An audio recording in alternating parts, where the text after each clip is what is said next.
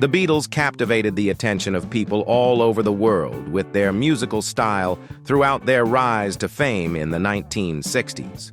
Through their music, the Beatles have, without a doubt, had a significant impact on many generations, and their big songs have brought together people from all over the world.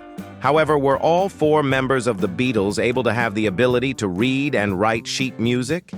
Is it possible that they were unable to do what they set out to do?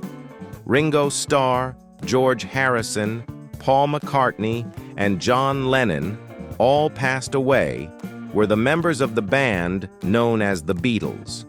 None of us could read music, and none of us could write it. John Lennon was cited as stating in an interview taking place in 1980.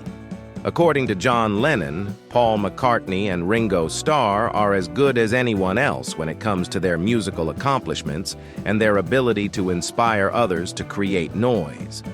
On the other hand, McCartney was cited as saying, "Because I don't read music, I didn't know what the melody that went hand in hand with it was."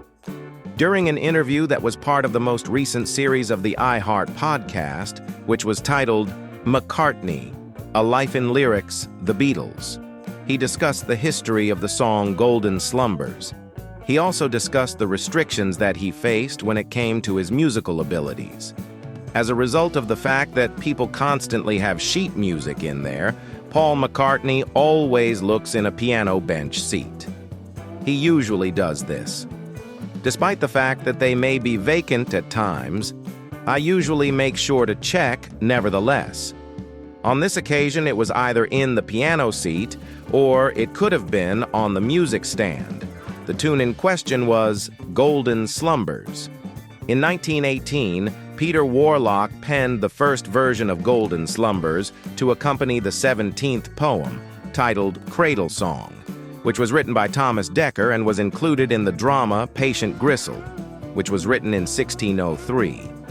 His poetry would later serve as a source of motivation for McCartney.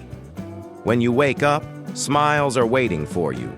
Golden slumbers fill your eyes. The chorus that I've used was literally the lyrics to an old Victorian song, McCartney said. "Sleep, pretty baby, do not cry, and I will sing a lullaby. The song's lyrics go."